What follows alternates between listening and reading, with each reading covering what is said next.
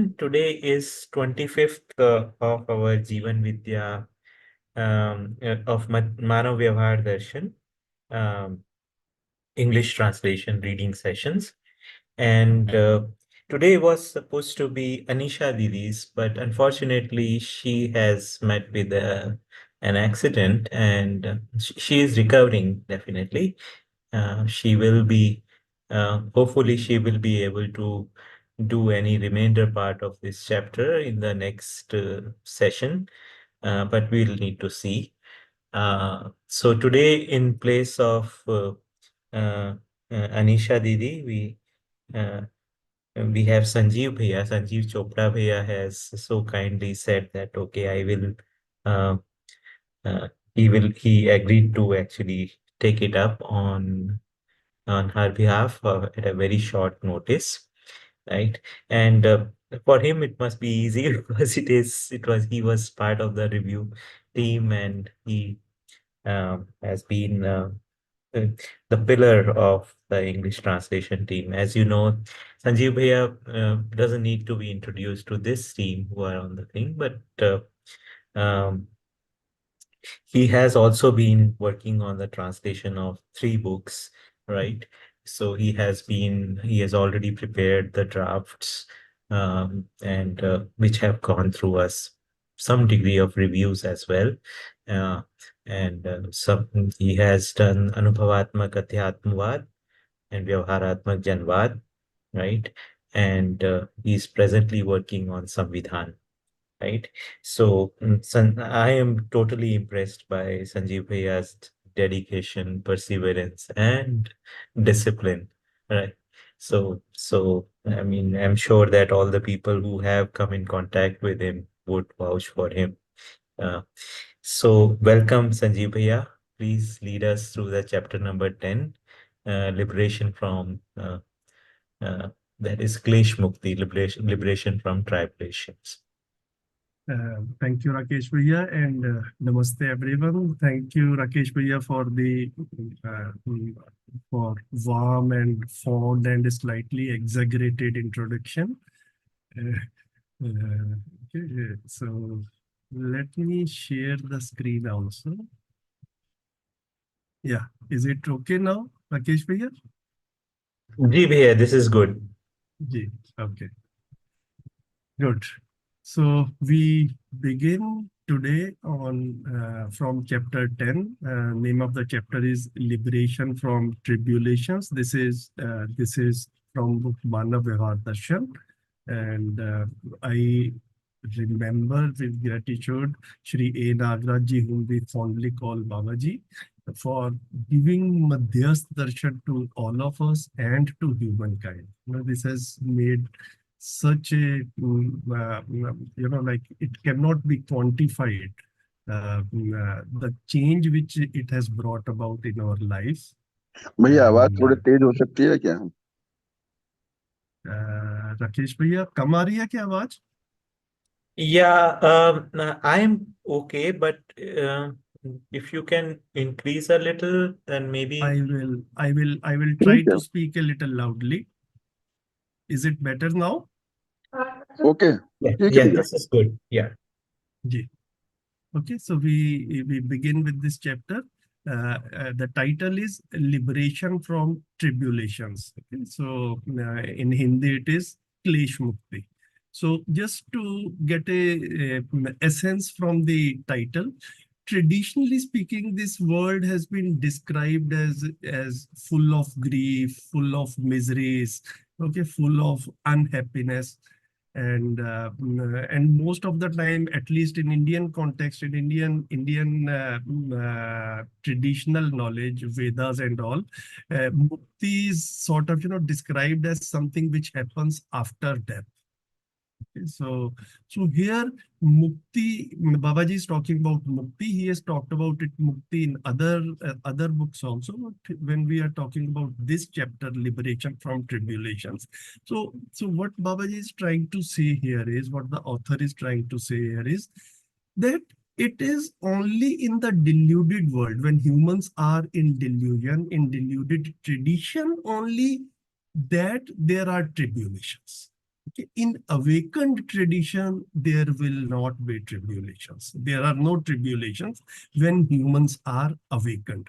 Okay, so that sort of sets apart two different directions. The journey of humankind so far, where the sort of conclusion is that this world is full of tribulations or clash. It is the conclusion of deluded tradition. In awakened tradition, liberation from tribulations is possible. This is coming from the author, Shri A. Nath. So the first insight is the hope for liberation is found in all humans. Okay, so again, this is actually a straightforward line. The hope for liberation is found in all humans. If we see history of mankind, there have been so many freedom struggles, in all geographies at all times, where some people felt that they were in some kind of a bondage and they were not free, and then they fought for their freedom. And I think some of us also in our life journey, before we did our first Jeevan Vidya workshop, we also felt some kind of lack of liberation. I mean, this world, the way things were going around, I personally, when I look at my life journey, I was in corporate world till the age of 40. And the conclusion was very clear for in me at that time. The way the life is going on, this is not a fulfilled life. This is not a satisfying life. Okay, and I want freedom from it. I want liberation from this.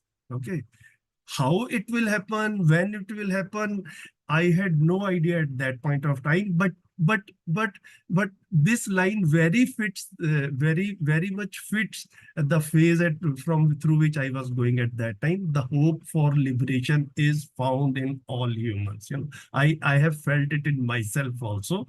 And it was when my first Jeevan Vidya workshop happened at the age of 50, I saw that glimmer of hope for liberation. It looked to me that I have come to the right place, and now liberation will be there. And these last 10 years, they have been sort of, progressively, I mean, still the final destination is away, but progressively, I think I can say it about myself. I have been feeling that I am proceeding towards that liberation. Okay, so this hope of liberation is found in all humans.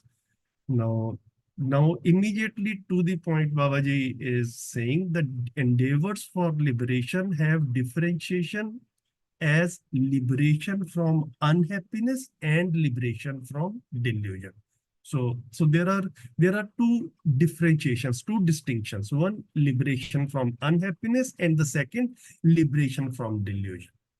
Okay, so this is how these efforts can be categorized as. They have been seen as, differentiated as, liberation efforts to be liberated from unhappiness, or efforts to be liberated from delusion. So every study, worship, experiment, behavior, occupation, practice, and dedication has been undertaken towards these only.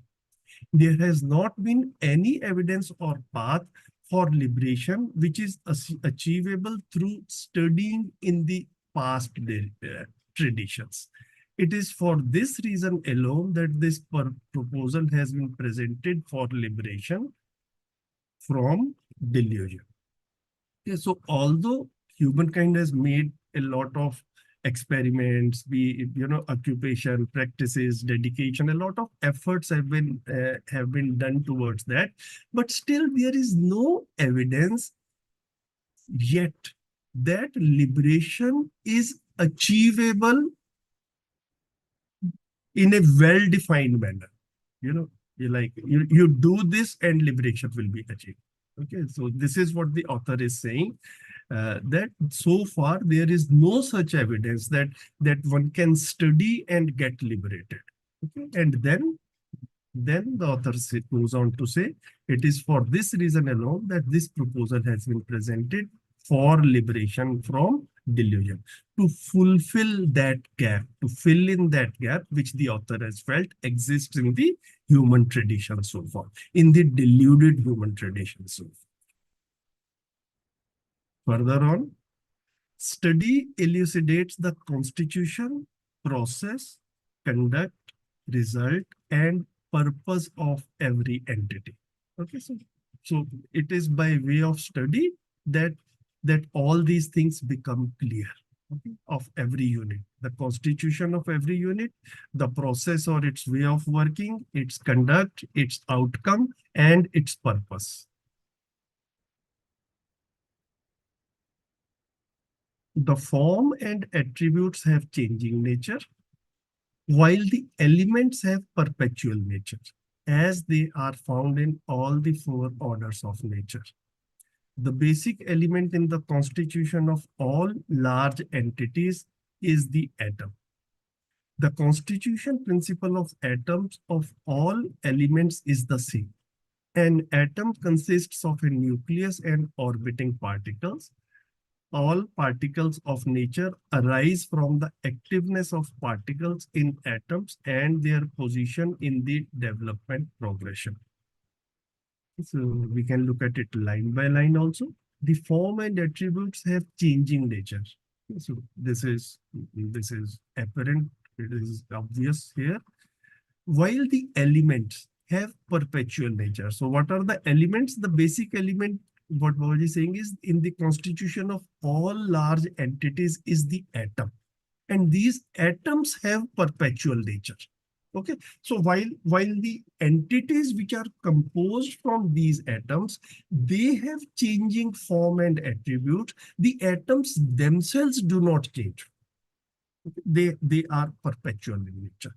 So when an entity decomposes, when a plant decomposes, or a rock decomposes, its form changes, its attributes change.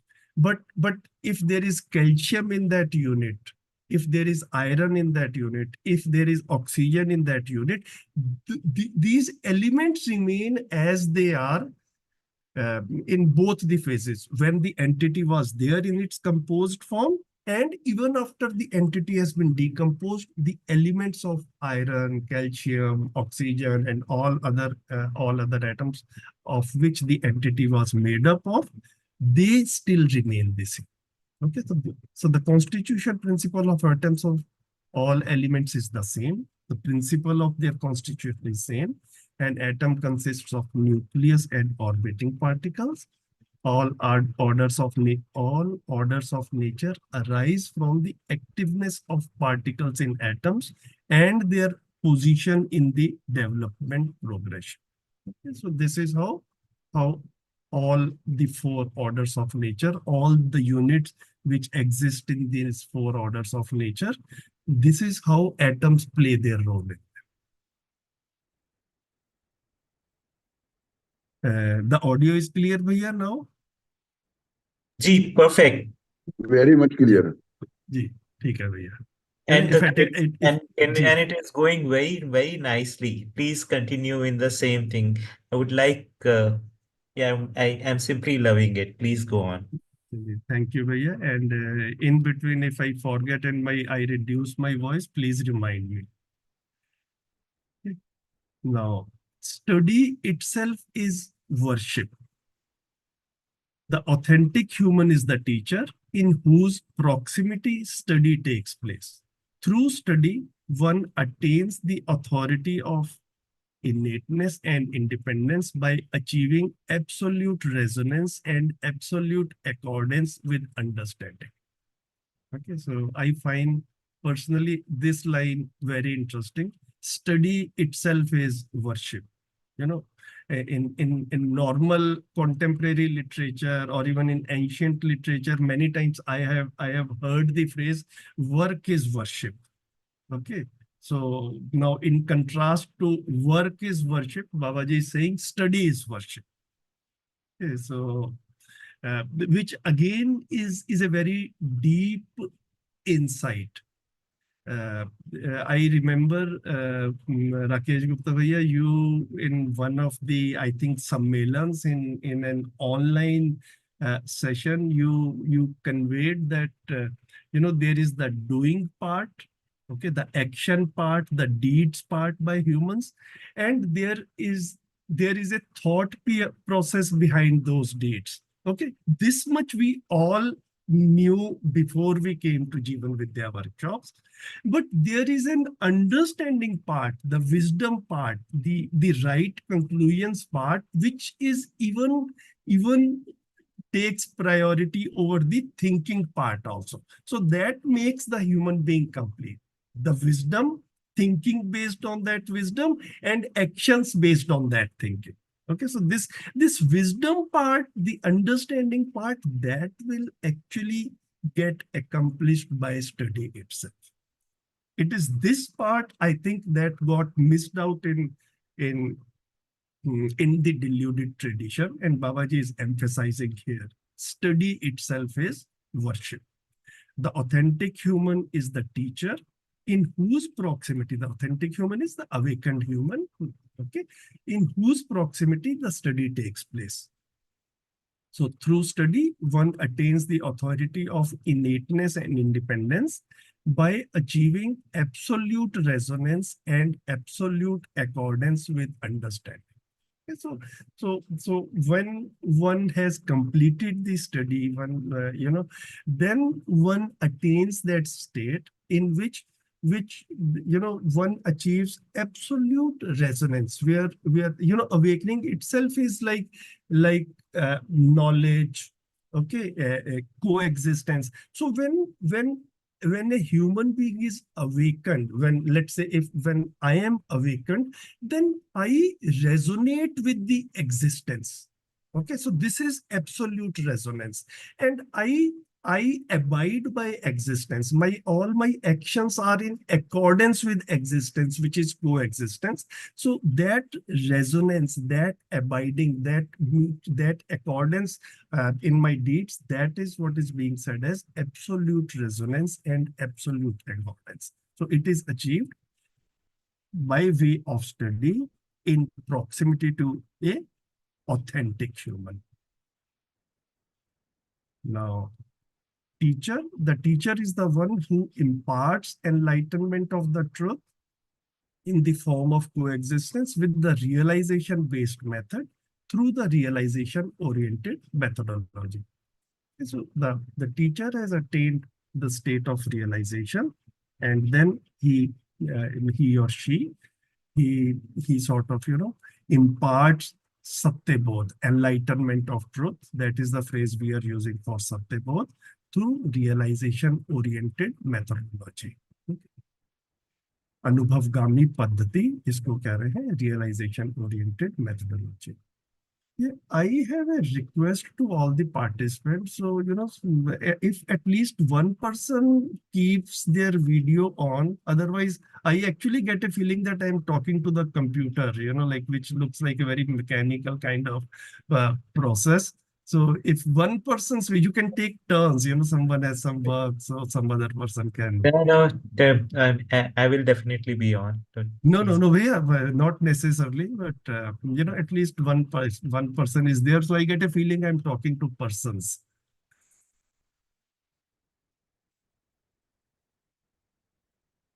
The objects of utility are identified through experimentation. So, or in other words, useful objects, they are identified through experimentation. This again is a straightforward observation. But when I was thinking of it, like in the journey of humankind from early days, till the age of science, we have seen so many things which have been developed. One example which came to my mind was these X-ray machines and all the diagnostic tools related to radioactive material, which are so much in use nowadays. So when they were discovered, maybe 100 years ago or so, initially people were so excited when you put some radioactive material in your hand and you can see your bones. Okay, but then very soon they realized by these experiments that it was doing a lot of harm also. A lot of people died, or they got a lot of serious disease by holding large quantities of these radioactive material in their hands. So like something is useful, but their utility humans have identified through experimentation only. Okay, so this was one example that came to my mind, and then the scientists figured out what is the safe dosage of radiation, and that is how progressively, like we are able to safely use things. So useful objects are identified through experimentation, and the objects of utility are obtained and made plentiful through production. This also is straightforward. Okay, so their large scale production is done. They are obtained actually through large scale production. The perfection in skill, proficiency, and mastery becomes evident through practice. Okay so कुशलता, निपुणता, पांडित्य, इसको निपुणता को skill, कुशलता को proficiency and पांडित्य को मास्टरी कह रहे हैं. So perfection in all these three also is evidenced only through practice. This also is straightforward. Study for human goals in the light of justice, dharma, and truth occurs through dedication. Dedication leads to realization. Realization is only in the truth. The realization in the ultimate truth as coexistence itself is liberation from delusion in Jivan. So again, Babaji is sort of, linking liberation with awakening, linking liberation with realization. Okay. So, and liberation is from where? Liberation from delusion. Okay, so study for human goals in the light of justice, dharma, and truth occurs through dedication. So there has to be continuity in that. And that leads to realization. And realization is only in the truth. The realization in the ultimate truth as coexistence itself is the liberation from delusion in Jiva. The omnipresent omnipotence is permeative and transparent, while deities are many. Okay, so here the omnipresent omnipotence is permeative and transparent. This is clear, and deities are many.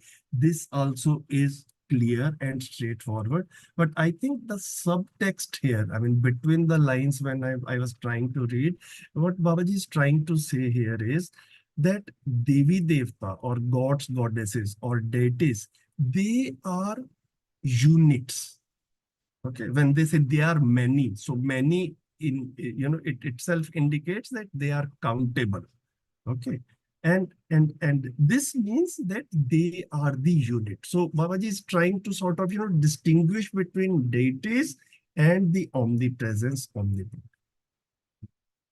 Okay, so this is how I looked at this sentence. Now, East is being defined here, East or the ideal. So identification or recognition of excellence along with reverence and trust upon ending of delusion is the ideal in coexistence. Okay, so when for humans, what is the ideal? End of delusion. Okay, that is the ideal in coexistence. Okay, and how it is, and what is the process for that? Identification or recognition of excellence along with the reference, reverence, and trust. Okay. So this is the end of delusion. This is the ideal in coexistence. The realization is only through continuity of dedication to the ideal of awakening. The realization is only through continuity of dedication. So this is achieved. I mean, maybe, if I have to say, the realization is attained only through continuity of dedication to the ideal of awakening. The Jivan element has immortal nature, which is why every human being has the opportunity to evidence, sorry, which is why every human being has the opportunity to evidence the ability of realizing the eternal omnipotence. Okay, so there is no hurry. Okay, Jivan element is having immortal nature. Okay, it's not going anywhere. It's not going to get destructed. Okay, so so put in these words only, this same thing in other words also has been mentioned in Madhyas Darshan by Shri Nagaraj, is that existence is stable and awakening is certain. Okay, so it is inevitable. It will certainly happen. Okay. Now the logical linkage is because the Jivan element has immortal nature. It does not have a shelf life. That if it did not happen till this point of time, then it will not happen. Okay. So this is immortal in nature. If it does not happen in this life journey, it will happen in the next life journey. Okay. So that whose existence is not proven without another is referred to as relative. So sapeksh and nirpeksh, ye wale shabd, these words have come in Madhyas Darshan literature. So here Babaji is defining the sapeksh element, the relative element, that whose existence is not proven without another. Okay, only when something else is there, that its existence or it can be evaluated, it can be appreciated, that is a relative. Relative to something else or someone else.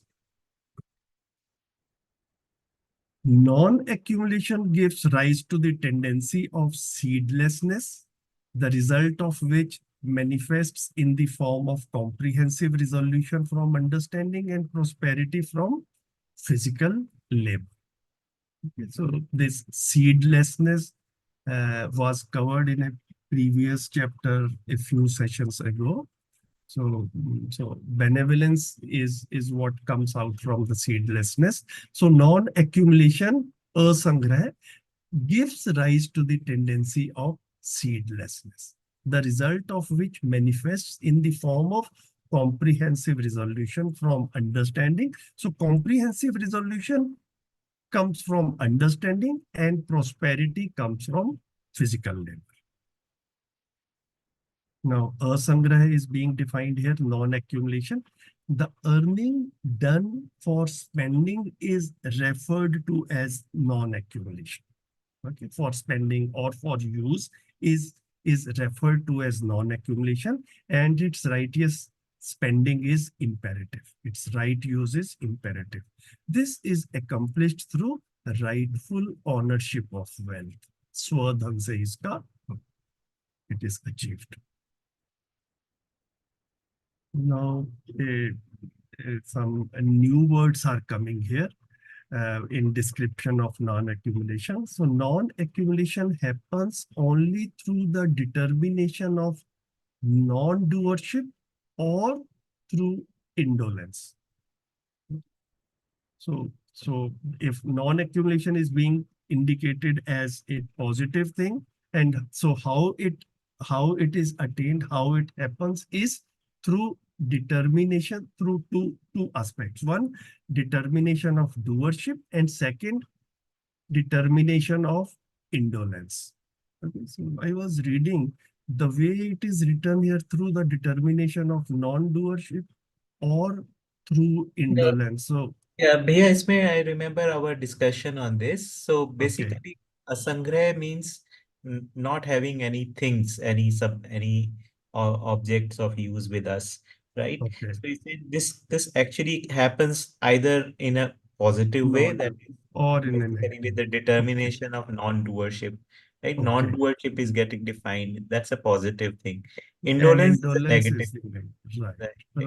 right. Okay, So, that so makes one it can clear. even like a somebody who does not do any work, right? Yes.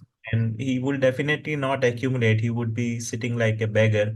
But that is Yeah, that will be state non-accumulation, of, yeah, poverty or lacking or right? probably. Yeah, good. Thanks for the clarification, Bhaiya. So here now non-doership is being defined and explained. Okay, and I found it very beautiful. Not engaging in unworthy actions and embracing worthy actions itself is freedom from unnecessary activities. This itself is non-doership. All the activities performed due to delusion themselves are bondage and lead to tribulation. The remedy lies in non-doership, where actions are performed with awakening based on realization that brings about resolution, happiness, and well-being. This in itself is accomplishment and prosperity. So I think it will be good to see it line by line logical linkage with each other. So not engaging in unworthy actions and embracing worthy actions itself is freedom from unnecessary activities. Okay. This itself is non-doership. So not engaging in the unworthy actions is non-doership. So or a person does not engage in that. This is what is being said as, defined as, or referred to as non-doership. All the activities performed due to delusion themselves are bondage and lead to tribulation. So all the activities performed due to delusion, actually, they are not worth doing. So they are being done, and that is what leads to tribulation.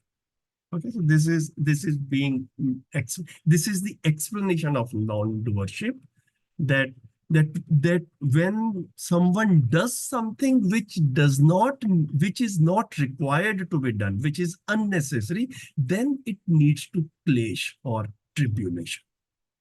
So this is the linkage which Babaji is setting here.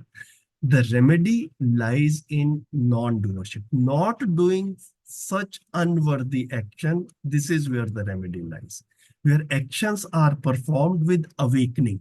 Okay, now actions are not performed under delusion, they are performed under awakening based on realization that brings about resolution, happiness, and well-being instead of tribulations. This is an achievement. This in itself is the accomplishment and leads to prosperity. Yeah, I would like to add Yes, some please. of Yes, perspective. please. Yes. So one of the things that basically our ancient Hindu tradition or the idealistic tradition basically tries to say is that identifying ourselves as the doer is a matter of arrogance, right? Yes. I am the doer of something. So that is something which is an arrogance. So therefore, in the tradition of Eastern traditions, the non-doership is considered as the highest ideal in which you surrender everything to the God and accept that all the actions are actually happening by the God. So you are not the doer, but actually the doer is the God, right?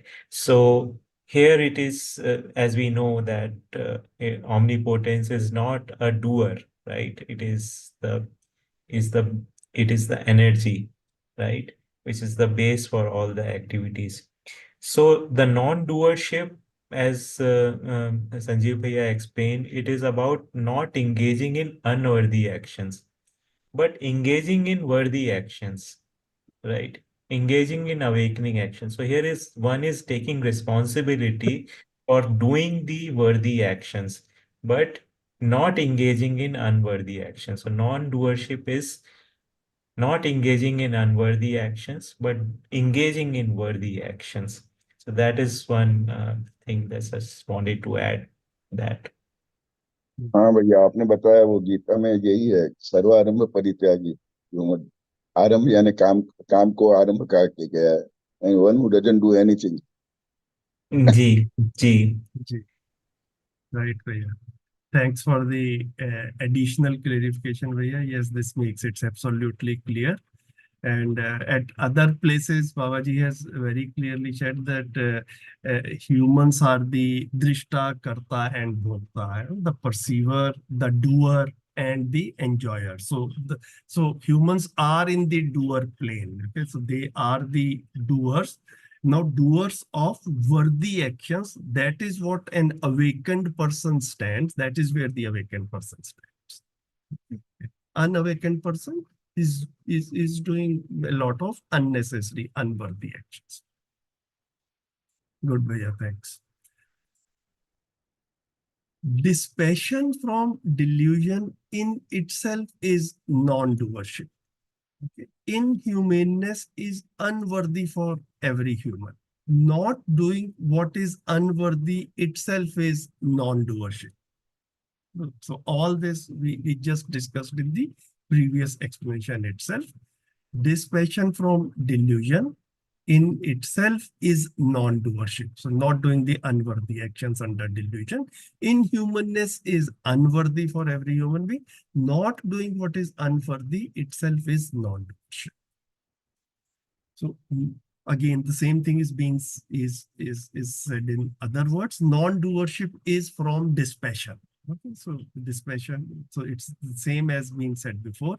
Now we are shifting to indolence also.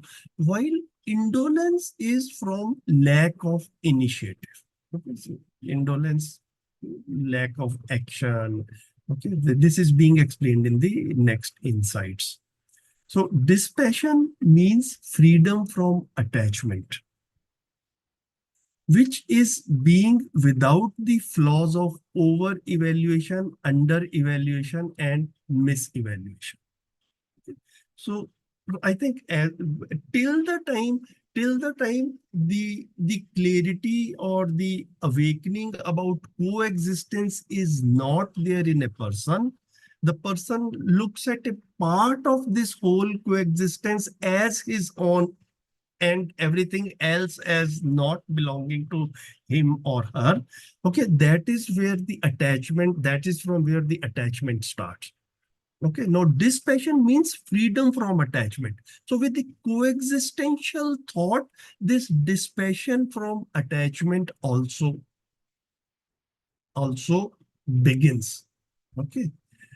Like the whole with the coexistential thought itself, there is dispassion from attachment will begin. I mean, that is the, I sort of related it like this, which is being without the flaws of over evaluation, under evaluation, and mis-evaluation.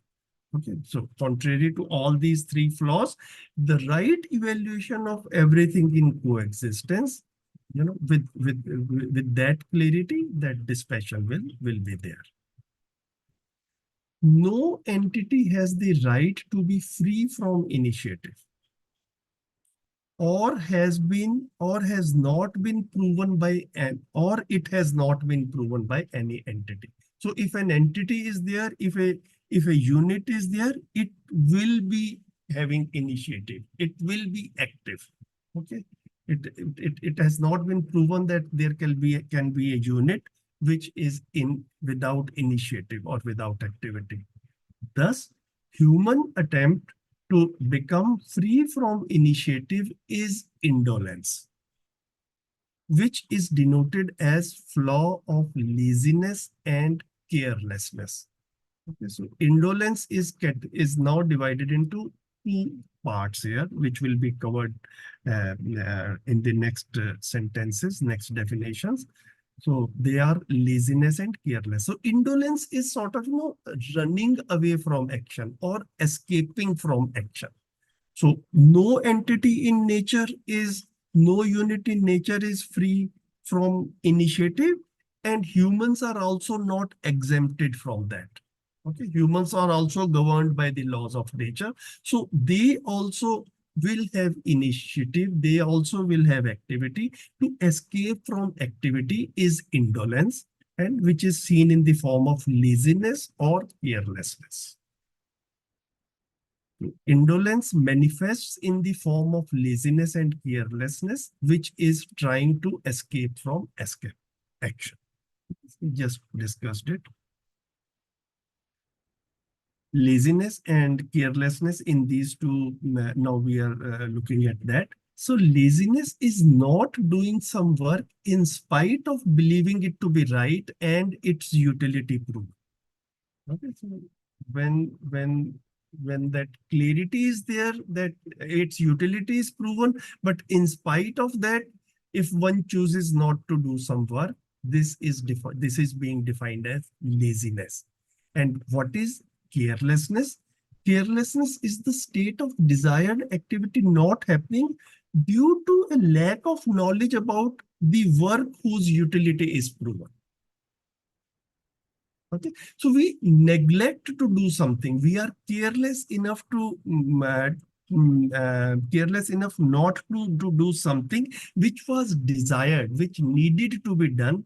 That is negligence or carelessness. And laziness is knowing that it needs to be done. Here, its importance itself is not clear. So then one is choosing not to do it. Here, its importance is clear, but still the person is not doing it. So this is the distinction between laziness and carelessness.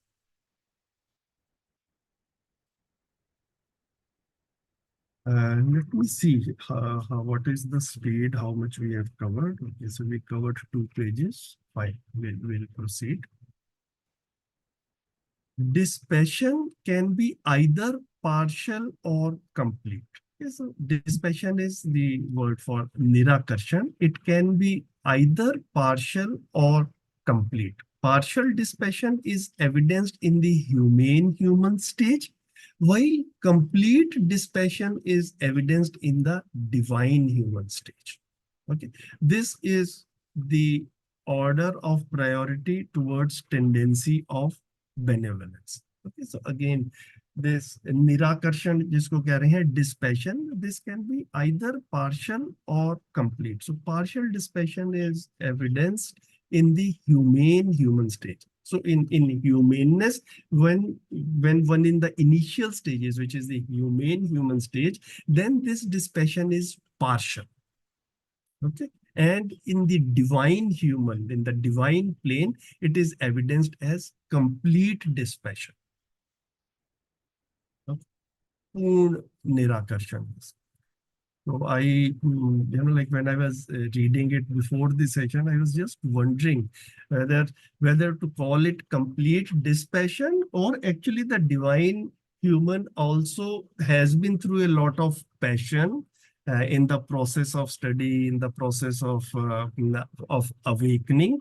Okay, and he or she reaches a stage where the coexistence is realized, that one has like, I mean, has a complete understanding of the coexistence.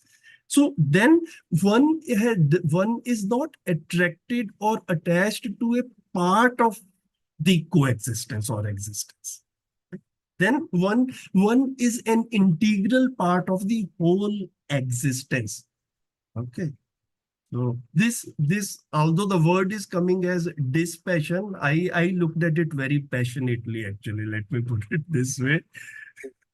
Okay, and another thing in wordplay I was thinking is this complete dispassion of divine human. Actually, it will manifest as compassion also. Yes, that's true.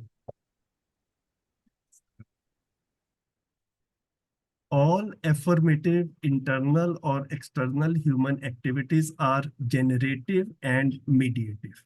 Okay, so generative is a sum, mediative is madhyast, and visham will be degenerative. So all affirmative or positive activities in humans, either internal means happening in jivan, or external, physical in nature. So all internal or external human activities, which we qualify as, which we denote as positive or affirmative, they are either generative, sum, or mediative, madhyast. The sentient aspect is referred to as internal, and the insentient aspect along with the body is referred to as external. This is clear. The excess of generative or creation becomes the cause of degeneration, while the excess of degenerative or dissolution becomes the cause of generative activity. This cycle of composition and decomposition can be observed in the gross or insentient activities. Okay, so this also is like the excess of the generative activities. It actually leads to degeneration.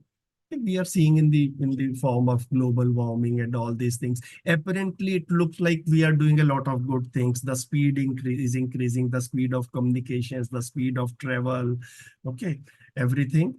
But then there is also a feeling, and rightly so, that all this is actually is leading the humankind on and this planet towards degeneration. Okay, and then the excess of degenerative becomes the cause of generative activity. I was trying to look at its example, and I remembered one example some 30-40 years ago. There was a nuclear disaster in Russia, Chernobyl disaster it was called. Okay, and like it was a nuclear accident in which something went wrong in the reactor, and a few people died there, and they had to close down the reactor, and not only the reactor, but then maybe some something like a 2,000 3,000 square kilometers of area around the reactor, that also they sort of uh, kept it out of bounds for humans. Okay, because maybe radiation effects are there. That is what scientists thought. And suddenly what they discovered after a few years is that in that 2,000 3,000 square kilometers of area where human interference is not there now because of it being out of bounds, the all kind of wildlife and all kind of vegetation has flourished so much within a few years. Okay, so that I could I think that is an example of excessive degeneration in the form of nuclear disaster, leading actually to a balance in nature. So excessive generation becomes the cause of degeneration, and excessive degeneration becomes the cause of another generation cycle or another generative activity. After awakening, humans are mediative, which is their normal state of being. This is clear. The state of being itself is mediative, encompassing from creation to dissolution and from dissolution to creation. It is also manifest in the gross activities. Okay, so it is in the part, it is manifest in sentient activity, sentient part also, and in the gross activities also.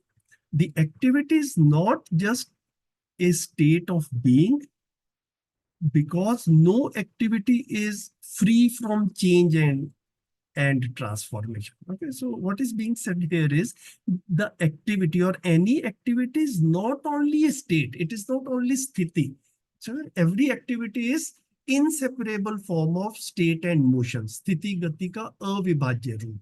So it is not only state of motion, state of being, but there is a motion also. Why? Because no activity is free from change and transformation. So that is the motion aspect within itself. So that change which is happening.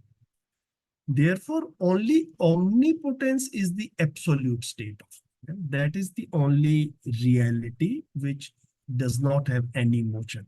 Okay, where only we can say there is only a state of being.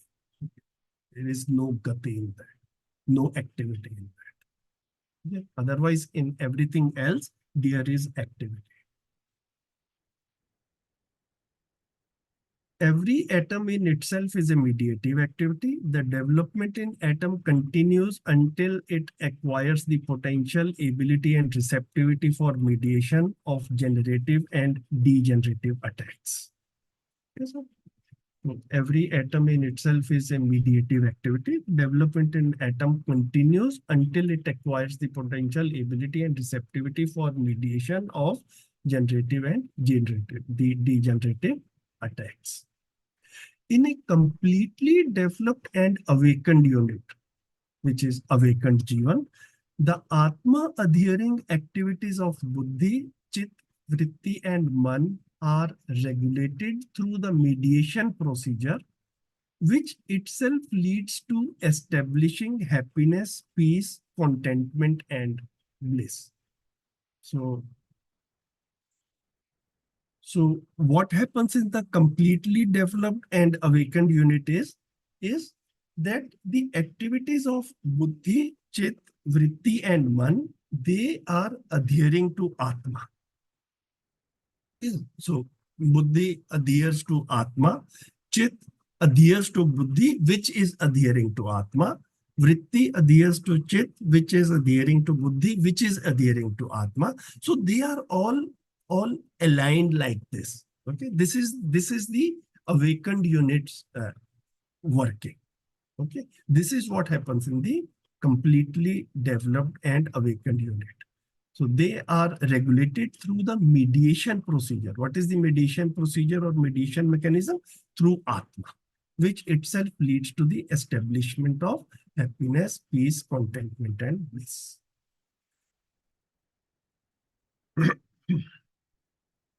No unit is exempt from activity, or no unit is free from activity. The activities are generative, degenerative, and mediative. Sam, Misham, and Madhyast. As described above, there is no balance within generative and degenerative activities. Okay.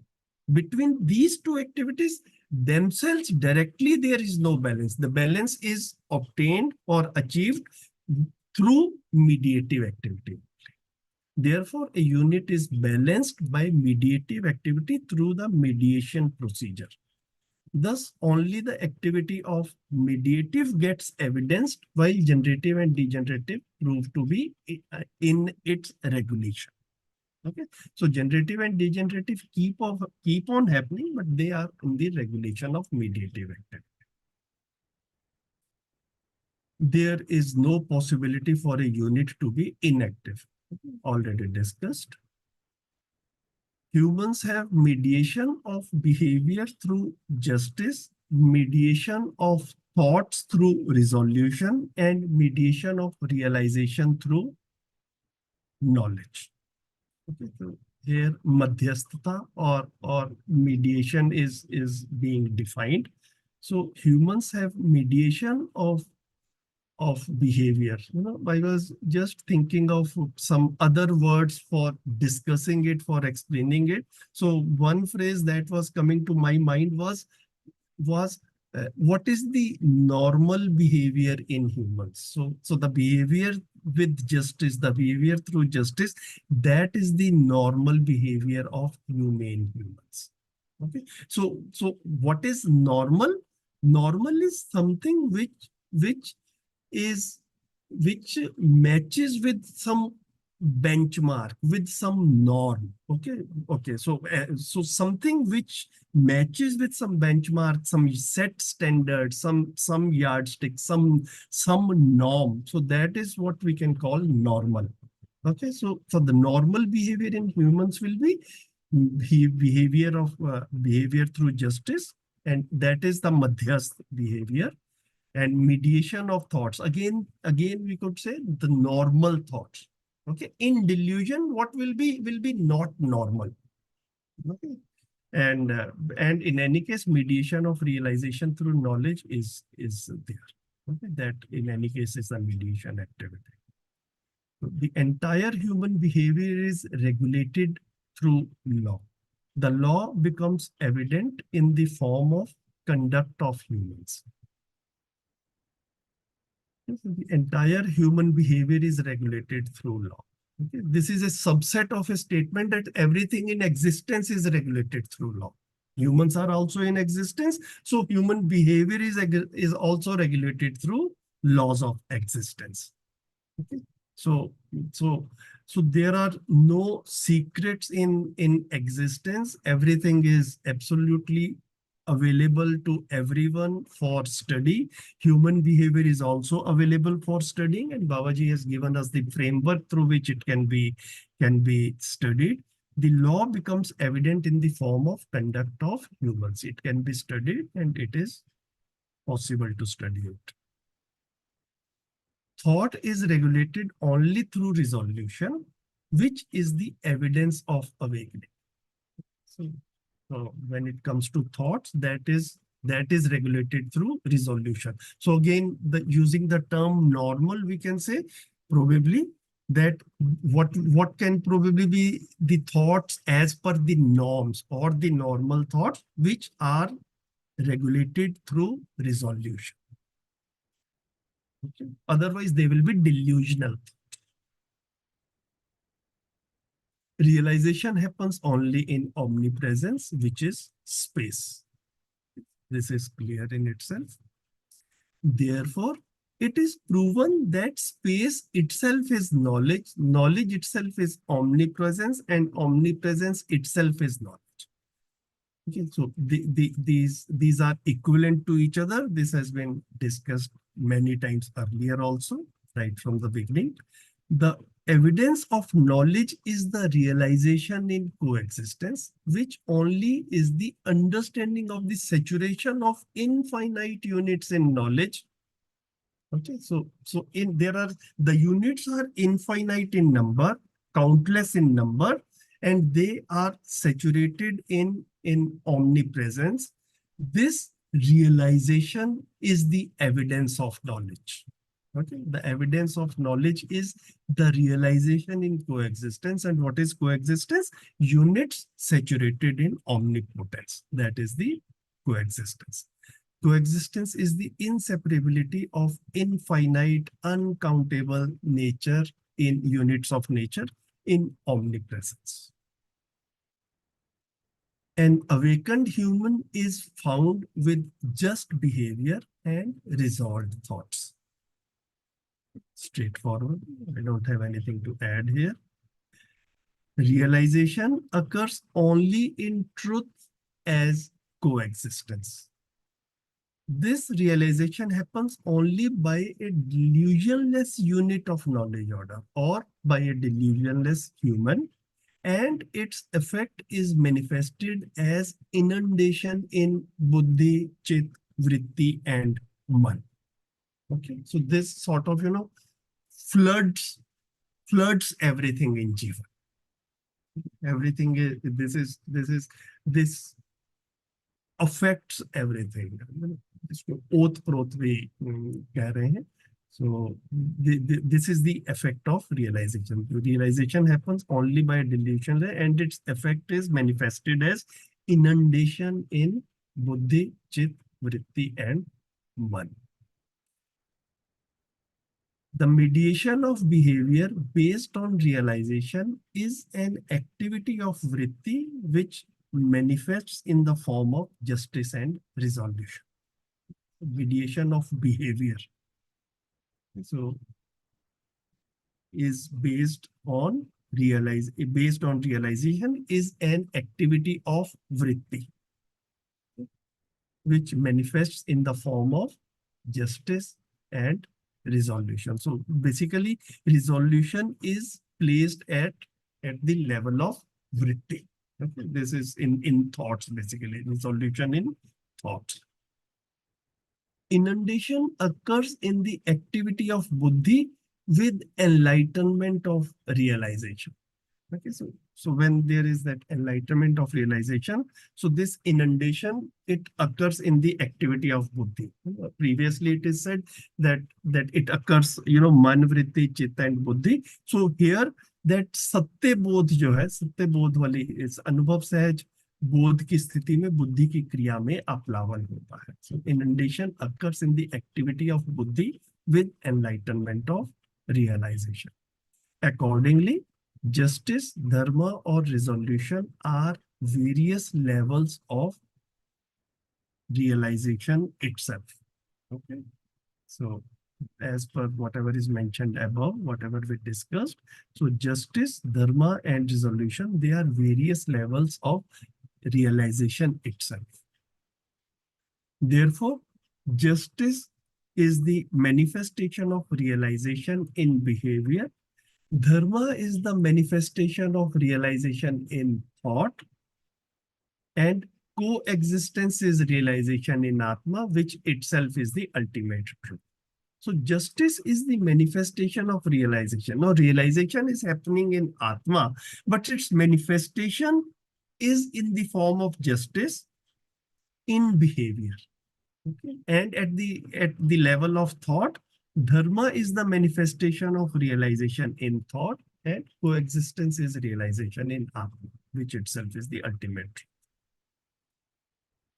Behavioral mediation occurs from the ability to mediate between generative and degenerative behavior, which manifests as justice.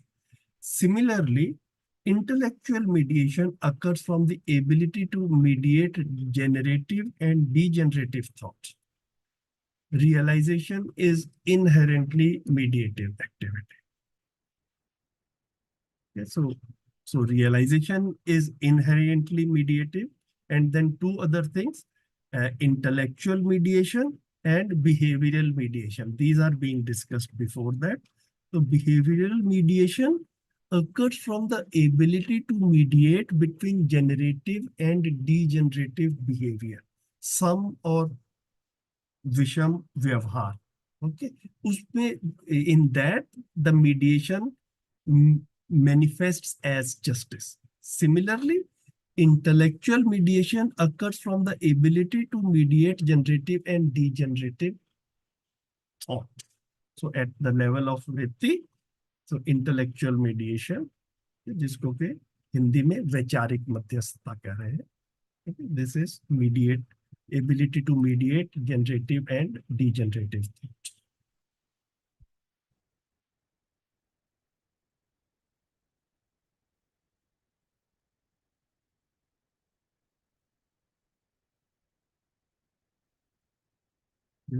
So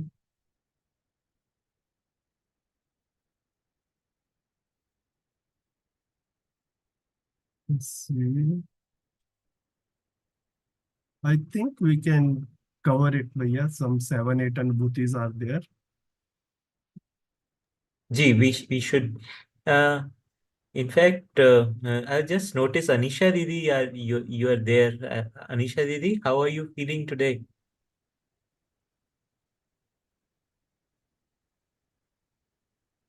Hi, Bhaiya. Namaste, I'm okay, namaste. Bhaiya. Namaste, everybody. I'm so sorry, and thank you so much, Sanjeev Bhaiya, for pitching in last minute ekdam. I'm a little better, Bhaiya. Not the best, but better. So I thought I should at least listen. I can lie down and listen at least. Yeah. Yeah, so nice of you to join in. Yeah. And yeah, but uh, but we will actually arrange another session for you. I mean, I also feel a little sorry that you have been preparing for this for a long time, but could not to do this because of this incident. I hope that you recovers Yeah, very Bhaiya. soon. Yeah. Yeah. Yeah, I hope so too, Bhaiya. Ji. Yeah. Anisha Didi, I was busy in the session. I didn't notice that you have joined. Rakesh Bhaiya, thanks for noticing it. नहीं, And बस भैया Didi, थोड़ी देर पहले. I just noticed like I just okay, joined like just 10-15 minutes back. okay. Didi, Yeah. take care of yourself. Yes, Priya. Thank you. Thank you so much. Yeah. Behavioral mediation occurs from the ability to mediate between generative and degenerative behavior, which manifests as justice. Okay, so this is justice in behavior. This has been talked so many times earlier.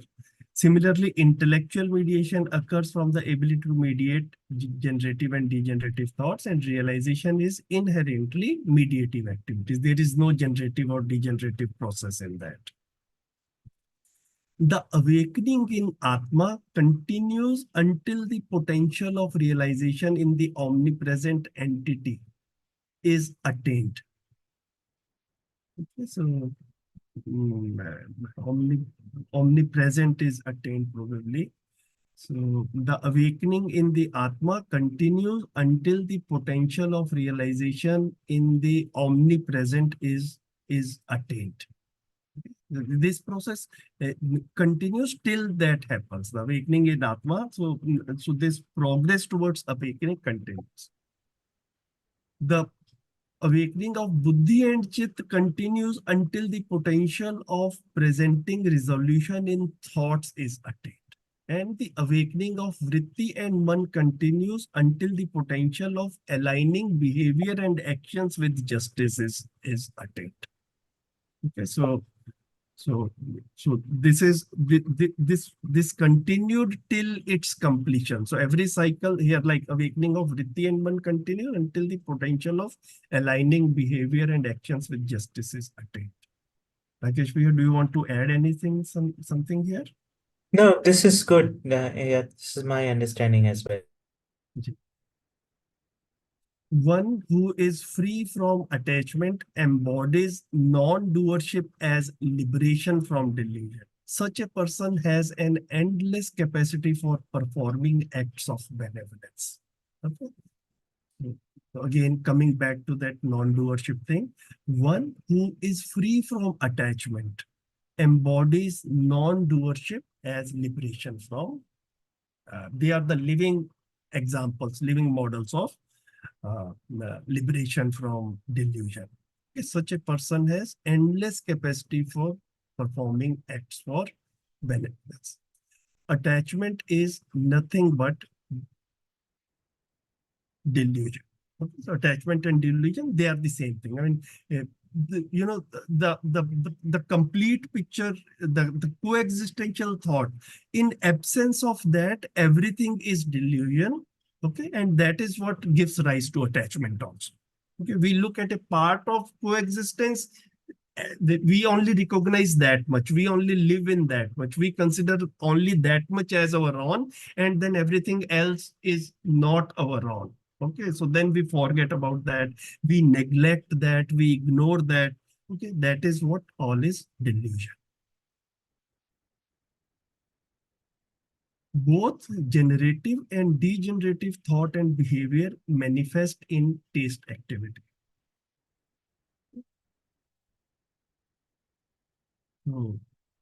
So here, what is being, we'll read the next section also, the definition of taste. Taste is the act of accepting with hope and interest for the purpose of resolution.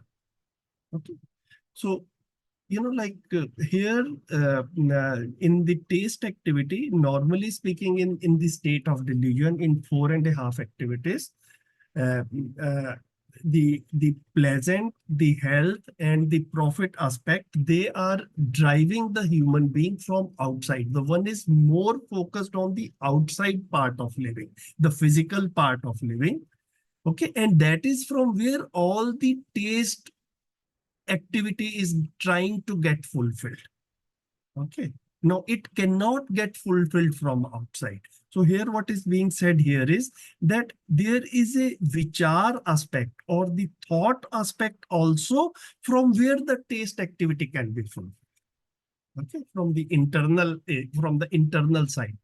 Okay, so the taste is the act of accepting with hope and interest for the purpose of resolution. Okay, so then from outside also, either my own thinking itself, as well as under the guidance of teacher or with discussions, what I am accepting or what I have interest in is in the content of resolution.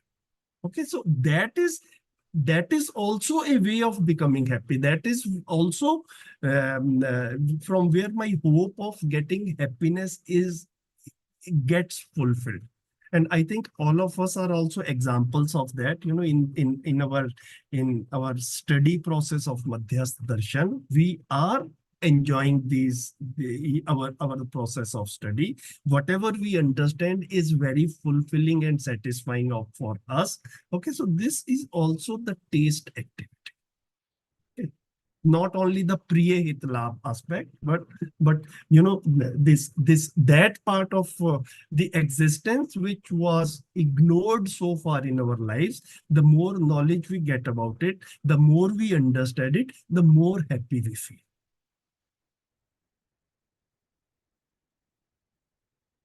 When one's inclination is towards the ideal and there is no inclination in other directions, it is referred to as willful dispassion.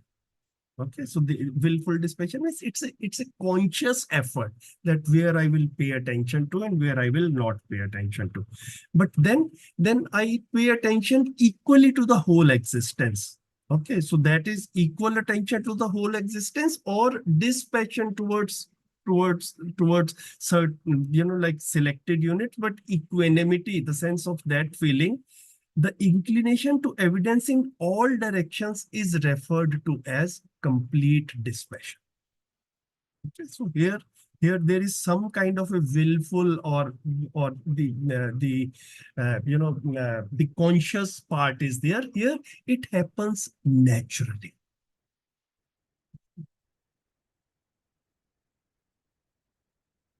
Dispassion itself is detachment, which itself is awakening.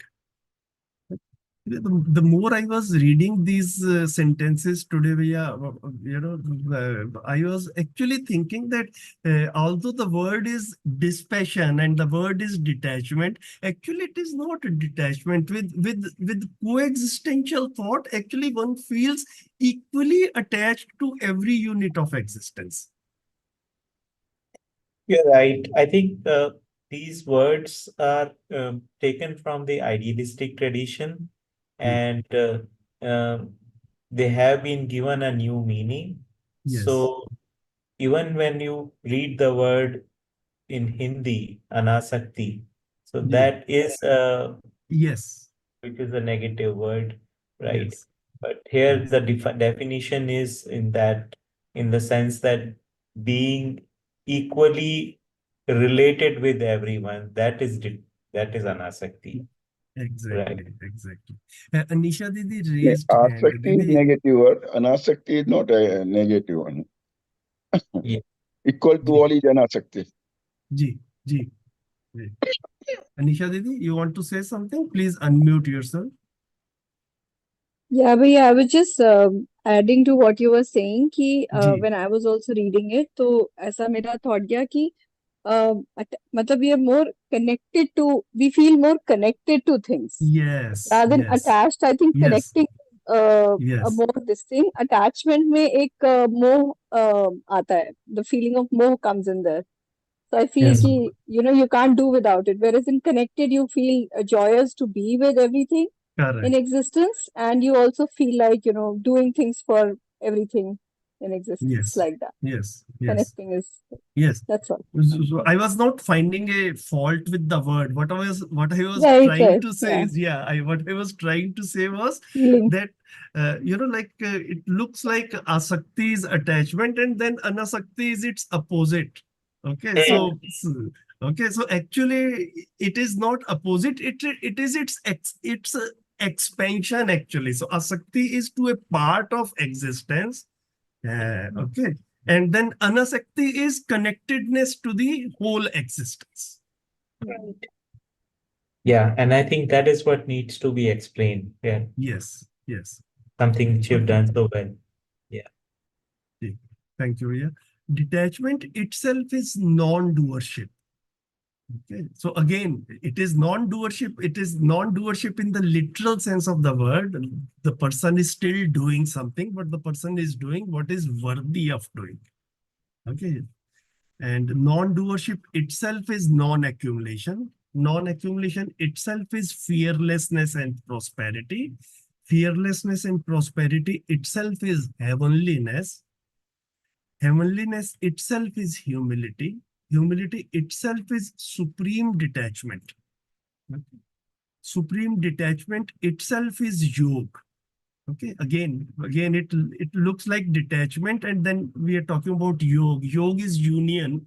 Okay, so detachment is union. So it's a literal.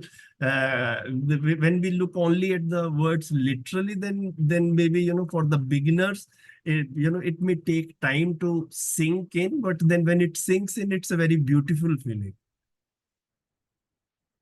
So supreme detachment itself is yoga. Yoga itself is realization in omnipresence. Realization in omnipresence itself is mediation.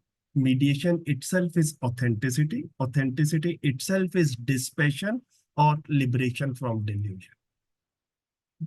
So here the word yoga comes, and the next chapter is on yoga. So as we have seen, sorry, as we have seen many times in this book, whenever a chapter ends, Babaji leaves a clue or a linking word to the next chapter in the last 2-3 paragraphs of the previous chapter. So here, this is the linking to the next chapter, yoga.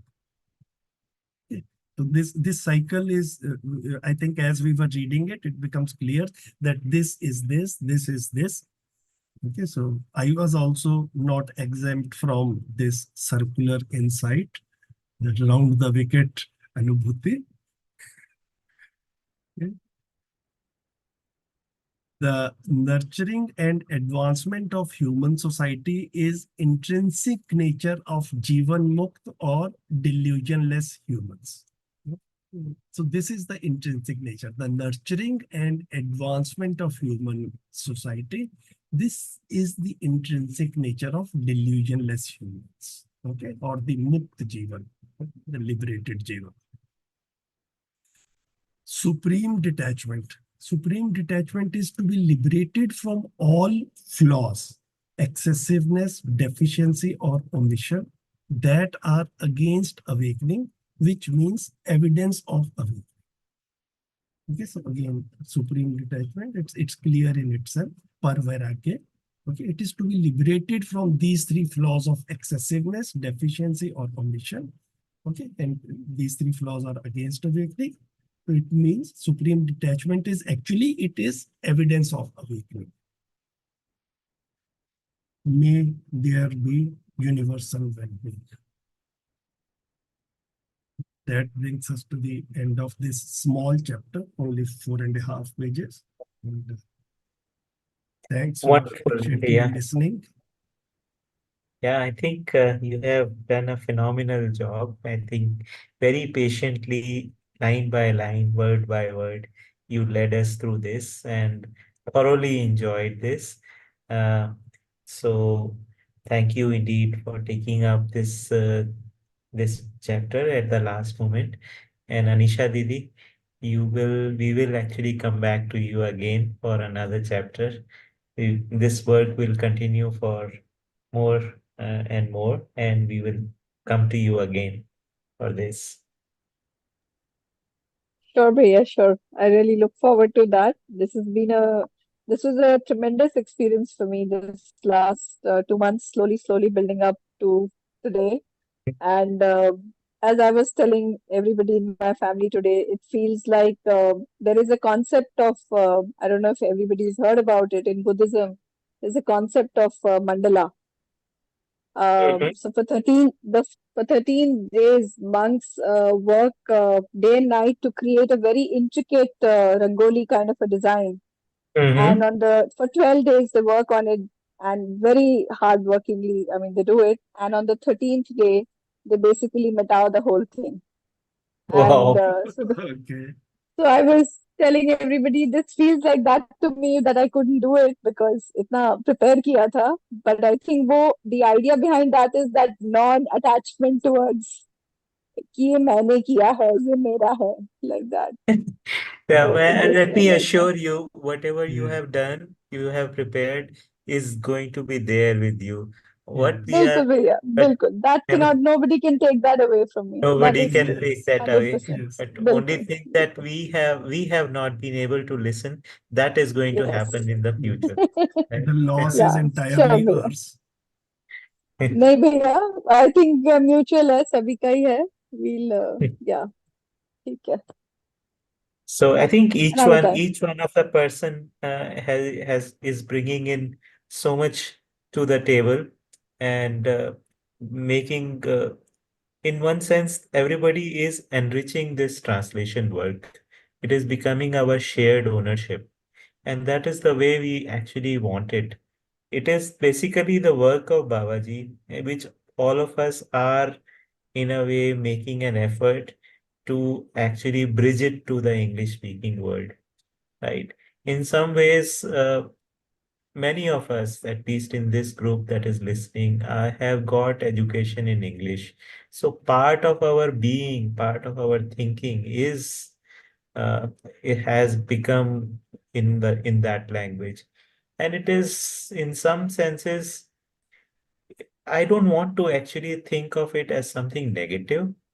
It is something. It is a matter of fact, right? Now the thing is that. Uh, mm, we need to address it. We need to somewhere actually connect with whatever we have actually learned in our association with Bhavani and take it home, right? Take it home to the place where we had studied.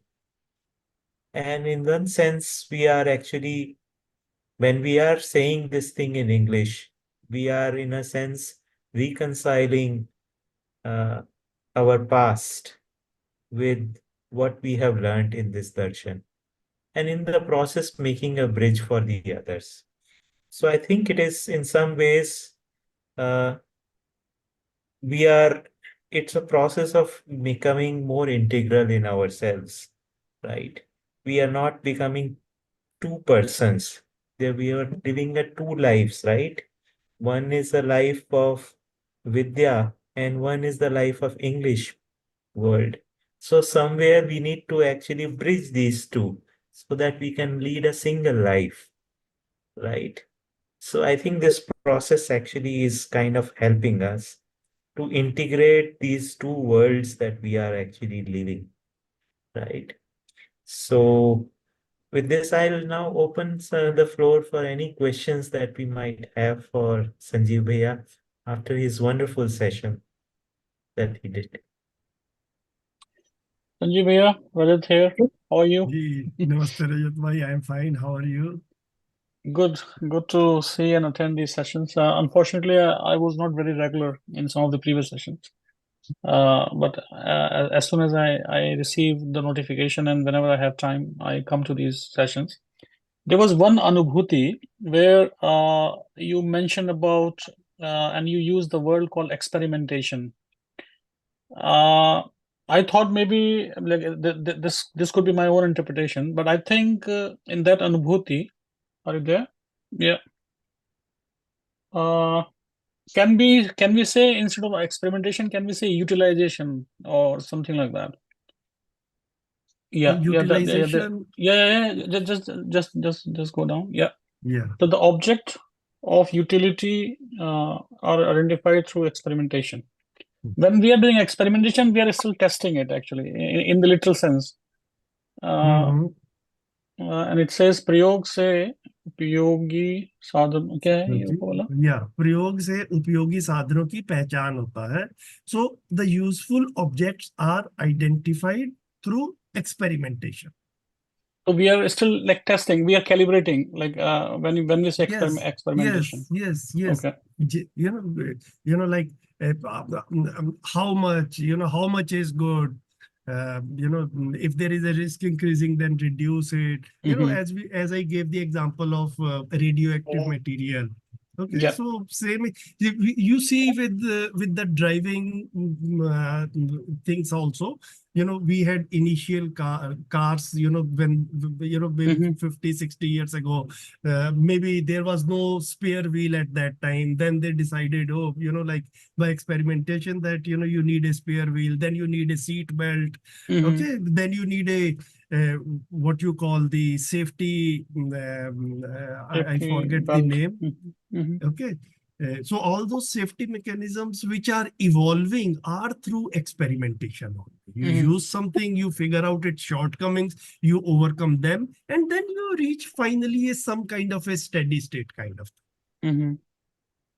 Okay, yeah, that makes uh, more Okay, that's sense. how I look at it. Mhm. That's fine. Yeah. Yeah, I mean, another example can be like, for example, uh, we identify some things of utility by first trial and error only, by doing experimentation. For example, humans actually found out what is worthy of eating by doing a lot of trials that, okay, eating this, and many people probably died in the process, right? But in this course, by experimentation was the way by which humans identified things of use. And once after they have identified the thing of use, then they have actually multiplied it through the processes of production. So that is, it's a very simple process that is being described over here. Very nicely, yeah. Thank you.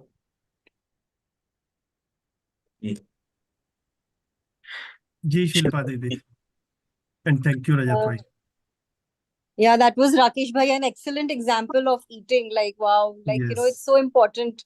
Very beautiful example. And yeah, Nisha Didi, you're still here, right? So I was really looking forward to your presentation. And I'm glad Rakesh bhai has said ki you are going to be back. So we are waiting for you. Yeah. And of course, like, it's always a pleasure to listen to Sanjeev bhaiya, like the way you explain things. I mean, I've had the good fortune of, you know, listening to your sessions regularly. And I so loved, like, you know, study itself is worship, how you put it. And then, you know, Jeevan does not have a shelf life, which is so true.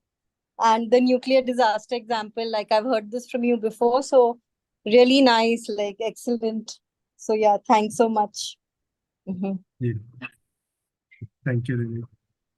Shilpa Didi, we will actually see you in the next session, and Yes. we're looking forward to listening to you in the next session. Yeah, thank you, bhaiya. Okay, so if there is no other thing, it is about time, and so we will actually close the session of today. Sorry, bhaiya, I just had one question. So, like in that Anubhuti in which deities are many, so the meaning is Divya Manav and Dev Manav, like that is the meaning? Yes, Okay. yes. I also had one little question.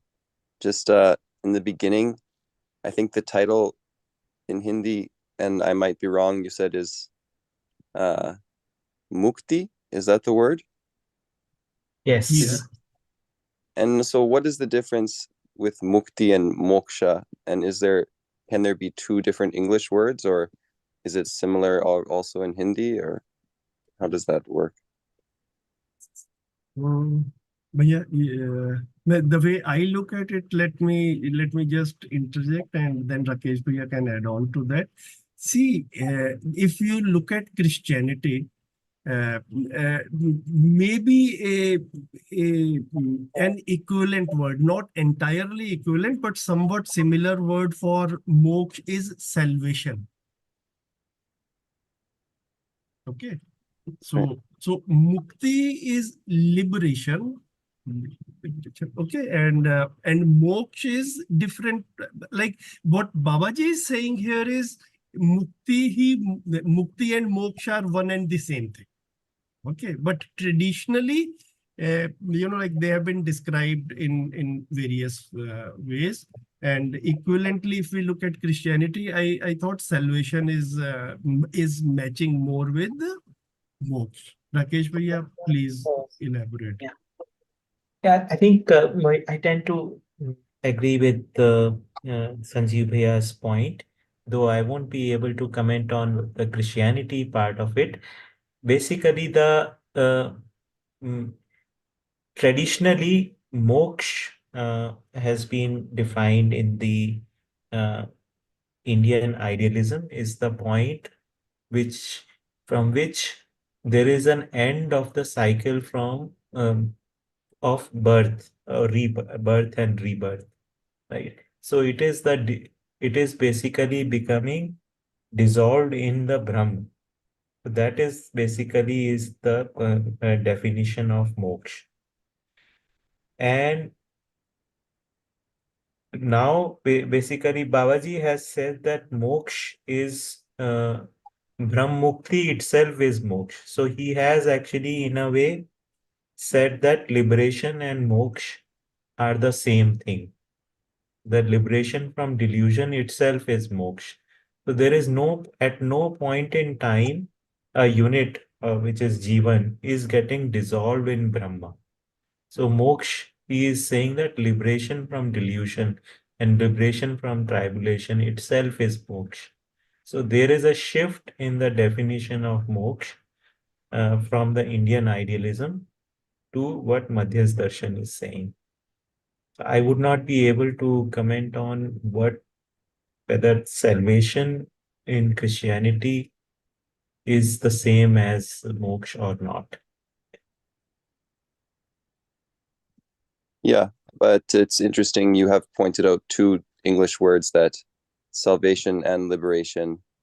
And I can see it's hard to distinguish, but they are similar. So perhaps that is how it is with mukti and moksha. Yeah.